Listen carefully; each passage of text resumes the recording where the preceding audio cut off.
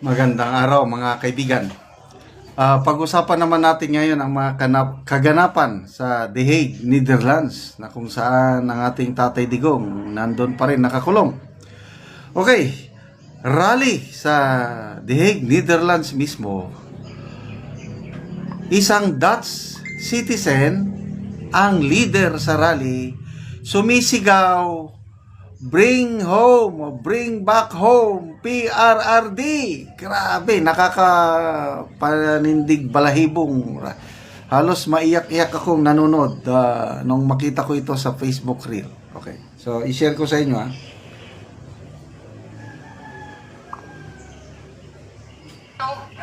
Free Duterte! Free Duterte! Free Duterte!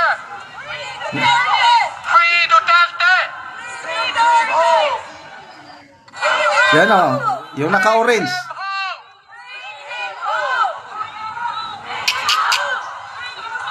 The ICC has no jurisdiction in the Philippines, and they know it. The bankruptcy of their system should be now already shown. Free Duterte! Free Duterte! Free Duterte! Free Duterte! Free Duterte! Isa pa. Bring him home!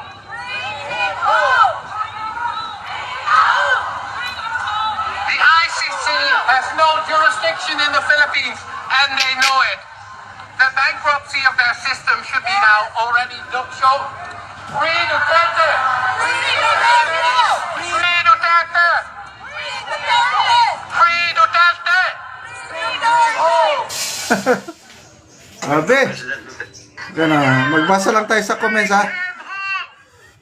Makapaiyak. Grabe, pagmamahal nila kay Tatay Digong natin. Ang pangalan niya, Sanders. Sabi ni Ruth Wells, "Thank you very much, Sander, for your kindest heart to raising your voice for the release of our President Rodrigo Roa Duterte." Pierdes Bianca, "I love you guys who supported PRRD of Philippines." Reese Parcon, "He deserve a treat of lumpia and adobo. Thanks, Sander." Sander ang pangalan niya. Pasalamatin siya. Dolor Molina, "Bring him home. Send him home. We love PRRD." Nanette Castillo, "Thank you very much for supporting and loving our very own former President Rodrigo Roa Duterte." Sander ang pangalan niya. Thank you all of you, especially to the leadership of Sander. Okay. May isa pang rally na napanood ko. Share ko ha. Doon pa rin sa Netherlands. Ito, marching going to ICC, The Hague, Netherlands. Mga Pilipino ito.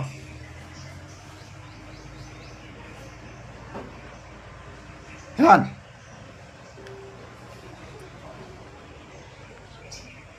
Ba't na walang sound? Dali. Yan.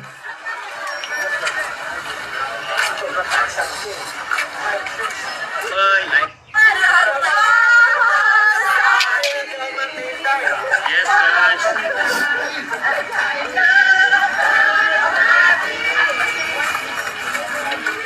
Thank you po.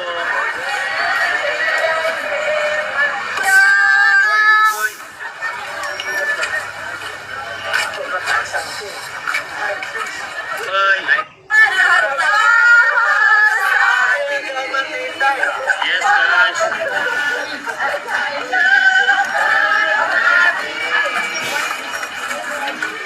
Thank you po.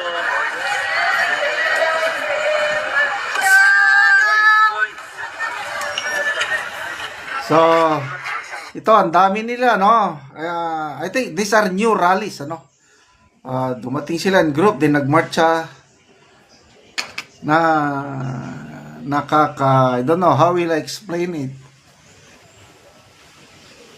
Sana makapunta rin ako doon.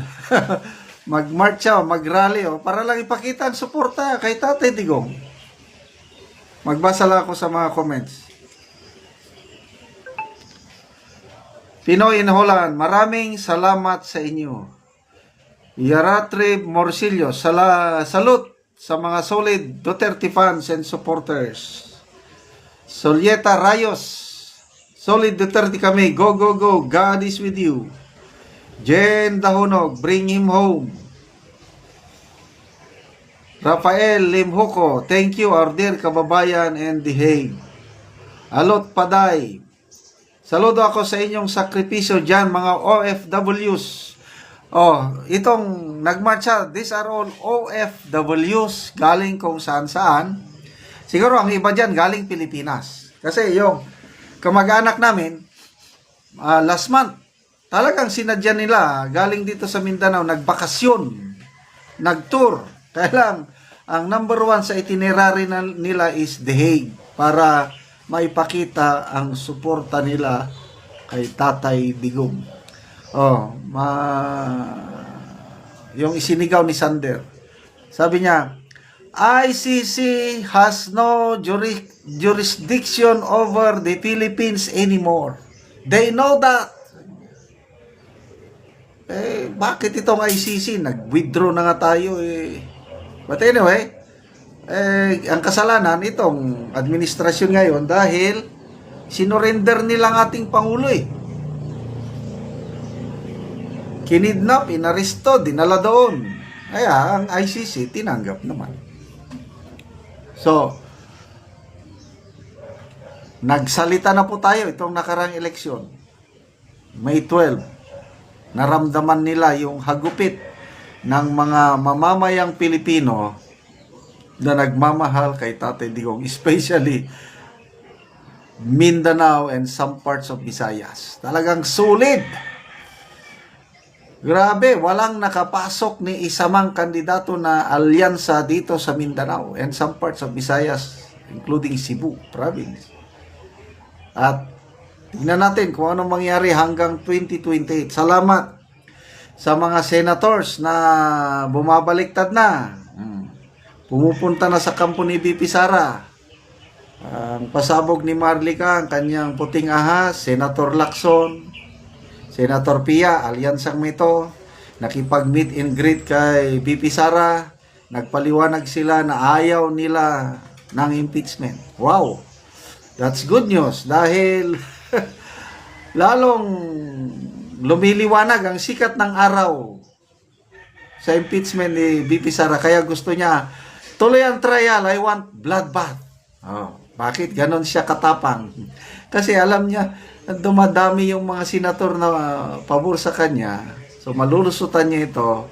At konting hintay na lang natin, 2028, President Inday Sara, ayun na, makakauwi. I hope na hindi na abutin ng 2028, makakauwi na ang ating minamahal na Tatay Digong.